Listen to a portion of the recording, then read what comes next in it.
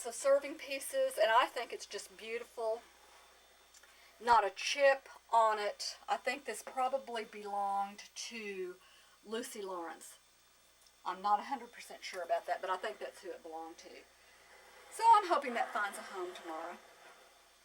Got a nice old trunk for sale. This is where, well, by this time tomorrow, gosh, Bart, we're going to have one day of this behind us. And this is where Liz and Neely will work, taking the money and wrapping stuff for people and in general being helpful. And Bart's going to have Harvey's room, and Lorraine is going to have the linen room, and David Henderson volunteered, and he's going to do the jewelry, and Donna's going to work in the dining room, Larry's going to do the garage, and I'm going to stay home because I've done my part. I don't have to be here. No, I'm going to be floating around trying to sell. So this is really about the end of the tour for today. We're going to the basement.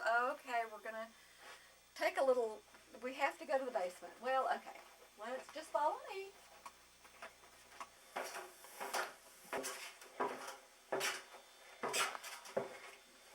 I can't remember where we were the last time, but we're going to go into this room, and it still is there's a few things piled around, but I think you're going to be able to see that we've really gotten almost everything out of here. We've still got a few things to take upstairs for the estate sale, and let's not forget this thing with Nichols Bart. Harvey did advertising, and he made up little horseshoe things that say "Keep me" and "Never go broke," and there's a little 1947 penny in these.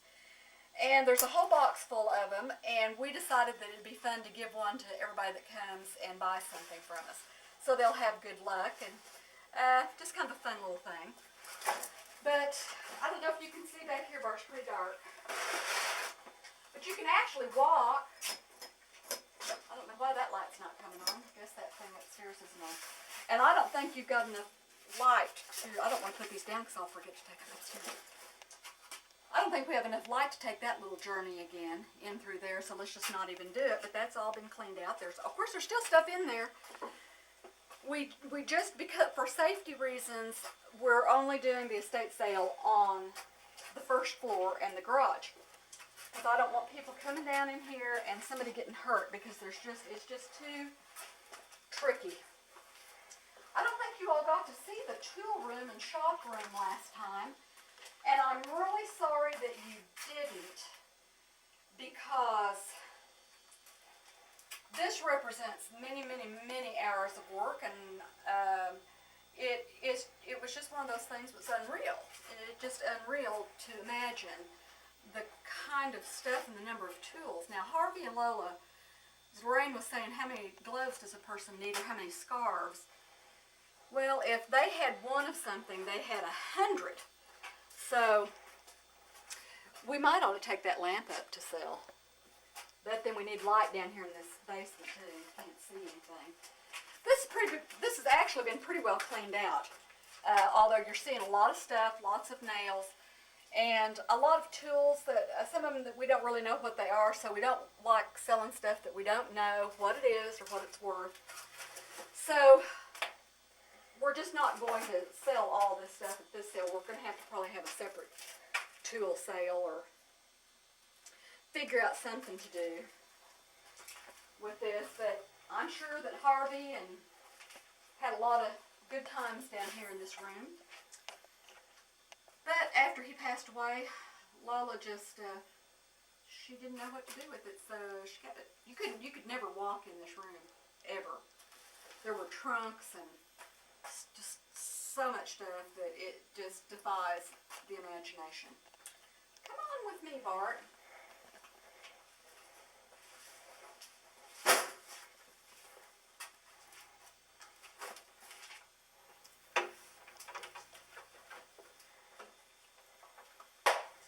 Well, this is the famous Indian room. Pretty dark. Let me see if I can get this light on.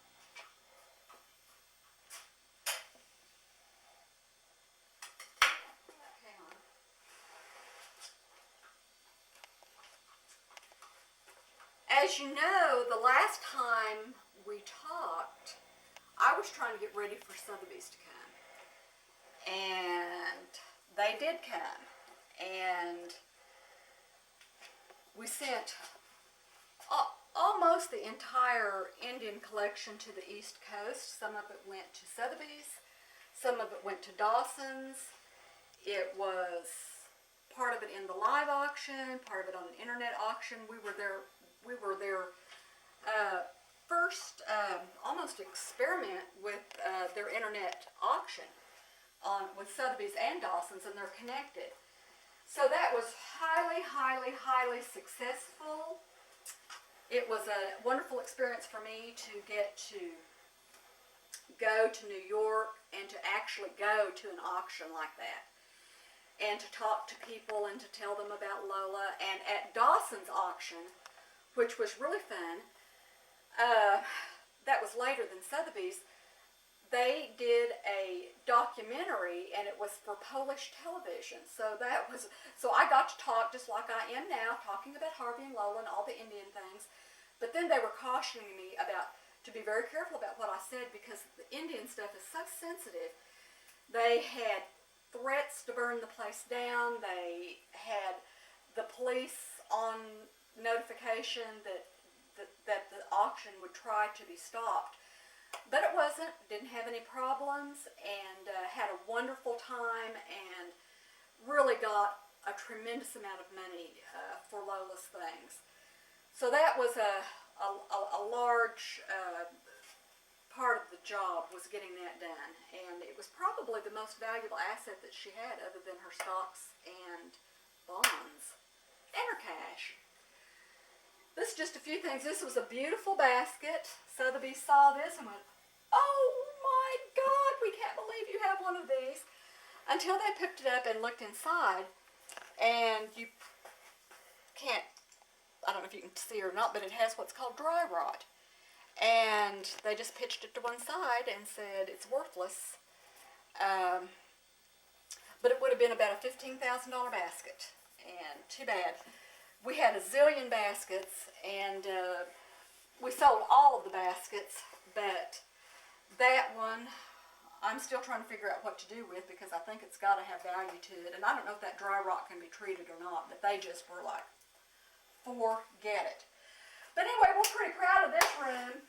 Bart and I worked pretty hard in here, because even after we moved all the Indian stuff out, there's still just so much stuff in here, and we've gotten it to where at least some of it's up on tables and we can walk around, and still have some a lot of feathered things actually that I'll have to dispose of later, give to a museum or something of that sort. And this is just some remnants of stuff that we just, a couple of more tools. Oh, here, Bart, we need these. Now, I told you we needed all the tools that we could get, and we needed a couple more screwdrivers. This is beautiful, but horribly chipped. No collector will touch anything that's chipped. It's just worthless. So that's pretty, but it's not worth anything. I wonder if these marbles are. Well, we've got some marbles for sale up there, and we kind of have a little policy. If we have one, we try to hide the other one, or if we have 50, we try not to take all of them out, because, you know, the price goes down. Well, Bart, I don't know. Do you want to come back in here? How's the lighting? Can you see? Is there enough light? You can't see anything? Well, come on back here. We have lots of rooms in this little basement. And so this is a room that was quite interesting. And you have to feel your way in here and then reach up here and turn the light on. This is just a little nook and cranny, and there were so many Indian things back in here, and most of them are gone. Still have a few things, but this isn't saleable because it's got eagle feathers on it. So that'll be donated or something. I don't know what we'll do with it. This is an interesting piece, Bart.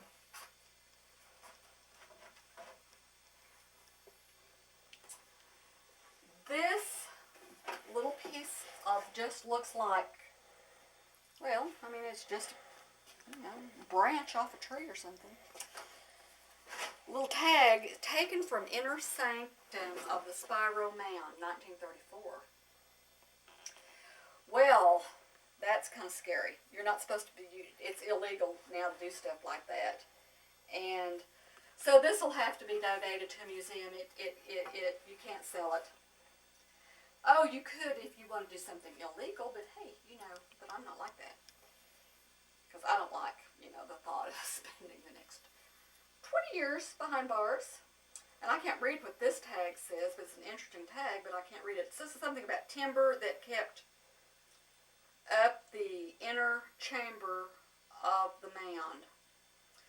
So anyway, this was the kind of stuff that now people frown on so much. This is just a bunch of unpainted white china that I don't want to sell at this estate sale because there's no place to put it. But you didn't see this before because we didn't have any light in here, and it looks so good now. Still people would say, well, what have you been doing all this time? And they just don't understand. Got a whole box of shells. I'm going to mess around with those sometime later, maybe. Got to see if shells are worth very much, but you can see all those. There's probably, you know, 1,000 shells in there, and I just have kind of shelled myself to death. So that'll be another day. Donate it to the Boy Scouts or something maybe, unless I find out they're worth quite a bit. All right. It's always fun for me to come down here in the dark, because I'm about the only person that's ever been down here, and to come into this room with all the dead animals and dead things was a little bit unnerving sometimes, but that stuff's all gone, and I think it was like taking it out of a tomb, and I'm happy that we got that stuff out of here and were able to really get as much money for it as we did, because we did quite well. And some of it was so damaged. I mean, it was so terribly damaged. But nowadays, collectors on Indian stuff are beginning to accept that it's not going to be perfect condition. Because, I mean, if it's as old as a lot of that was, then it's not going to be in perfect condition. But I'm really glad that stuff has gotten out of here and found a new place in the world. We had that eagle's tooth dress that sold for something like $72,000, and it had just been down here in the basement for years, along with, you know, about 500 other things. So it's hard to imagine they had that much stuff in one room, but they did. And with ceiling leaks, can you take a look at the ceiling? I mean, it's just hideous. It's just hideous. It was hideous for years. I'd come down here and I had tarps all over everything to try to keep from getting this stuff ruined, and never knowing when somebody's going to break in and steal it. And of course, not too many people knew this stuff was down here. And I kept it that way and kept this place so booby-trapped that it was going to be a little bit hard for somebody to break in. But they could have. But that is just about the end of the tour. I guess I could put on one of the war bonnets. Wish we could sell this. Harvey had an inventory, and he had this inventory 40 or 50 years ago for about $400. And the eagle tooth dress was valued at about $400. And that was a lot of money way back then. And so we know that the eagle tooth dress sold for, it was $60,000, but with buyer's premium, $72,000. And so this, undoubtedly would probably, these kind of things would do as well. But they will not touch a thing that has a feather on it. It's just not done. So these will go to the museum, or we'll figure out what to do later. I'll figure out, I've got time for that later. So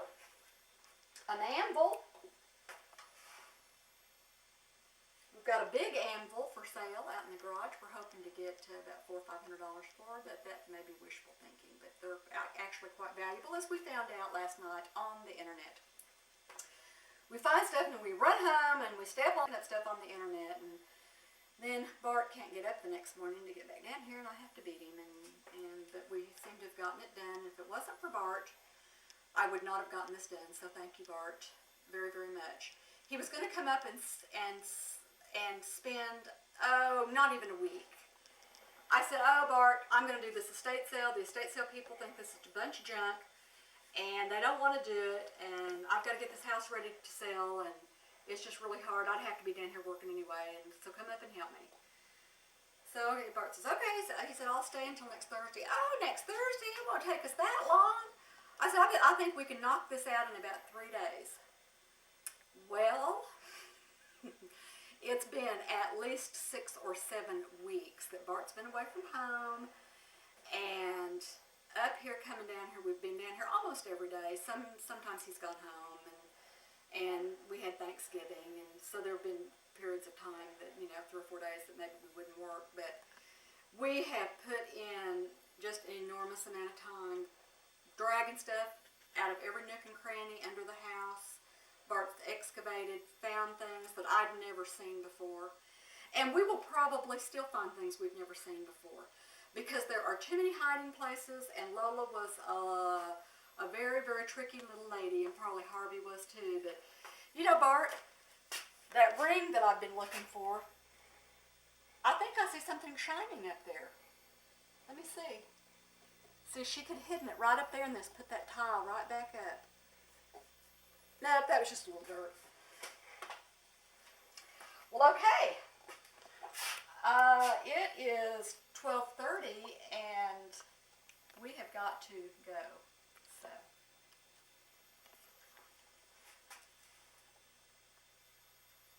I think that the tour is over. Tomorrow we've got a big day. Hope lots of people come. Pray for us, everyone, so that we can get this stuff sold and out of here. Okay? So, I think I'll go over here and turn out the light.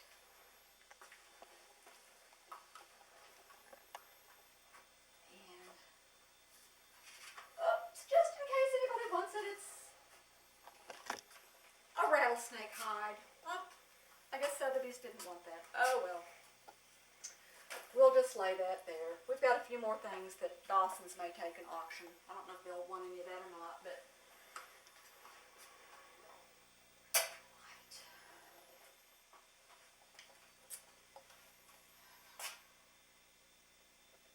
been nice knowing you. Gonna miss you, Bart.